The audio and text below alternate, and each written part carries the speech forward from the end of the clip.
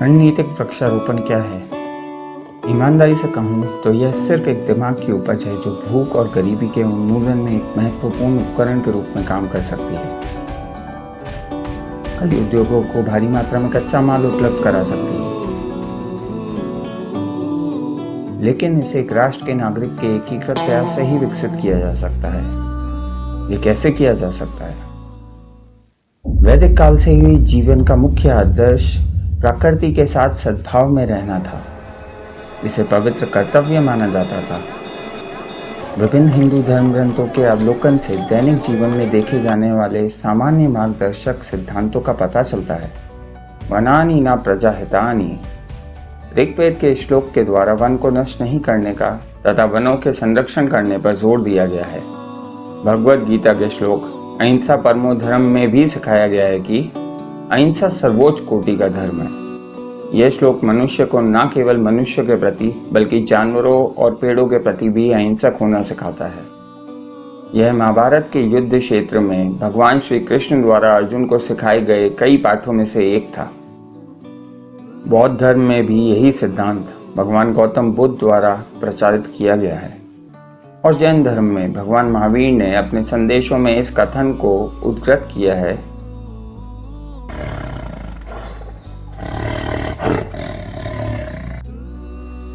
मत्स्य पुराण ने एक वृक्ष के रोपण को 10 अत्यंत स्नेही और देखभाल करने वाले पुत्रों के बराबर माना है। ये वैदिक ग्रंथ हमारे प्राकृतिक पर्यावरण के बचाव और संरक्षण के महत्व पर प्रकाश डालते हैं। लेकिन क्या इन मूल्यों का केवल ऐतिहासिक और धार्मिक महत्व है? क्या औद्योगिकरण के युग में ये सिद्धांत वास्तव में मौजूद हैं? 1972 में स्टॉकहोम में आयोजित मानव पर्यावरण पर पहला संयुक्त राष्ट्र सम्मेलन, जिसे मानव पर्यावरण के मैग्ना कार्टा के रूप में जाना जाता है, उसमें स्पष्ट रूप से 26 सिद्धांतों का उल्लेख किया गया है और पर्यावरण संरक्षण की बुनियादी नींव रखी गई है। भारत की तत्कालीन प्रधानमंत्री श्रीमती इंदिरा गांधी इस सम्मेलन को संबोधित करने वाली पहली राष्ट्र अध्यक्ष थीं और उन्होंने पर्यावरण असंतुलन, पर्यावरण संरक्षण और प्रदूषण की समस्याओं के बारे में अपनी चिंता व्यक्त की थी। ऐसी समस्याओं को दूर करने के लिए ही भारतीय संविधान में 42वां संशोधन किया गया और नए अनुच्छेदों को शामिल किया गया, जिसमें प्रकृति के साथ शांतिपूर्ण सहअस्तित्व पर जोर दिया गया है।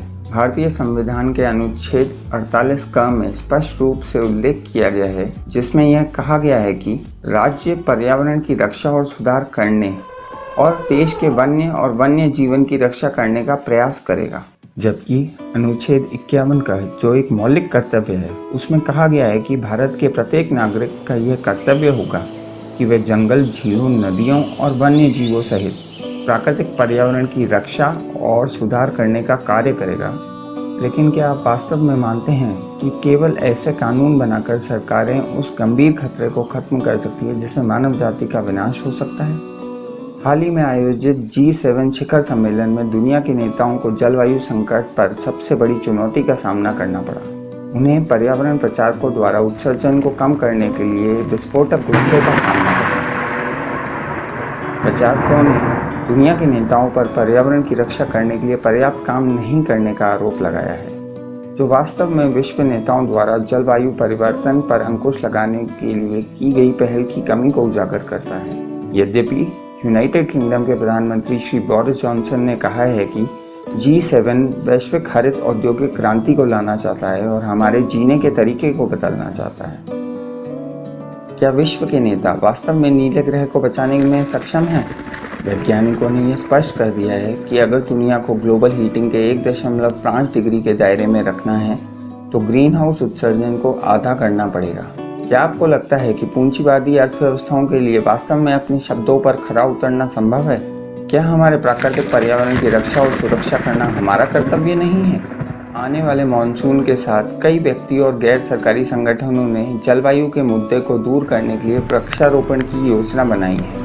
वृक्षारोपण से हम केवल जलवायु और पर्यावरण ही नहीं सुधार सकते, लेकिन व्यवस्थित योजना बनाकर हम भूख और गरीबी की जैसी समस्याओं के उन्मूलन की लड़ाई भी शुरू कर सकते हैं।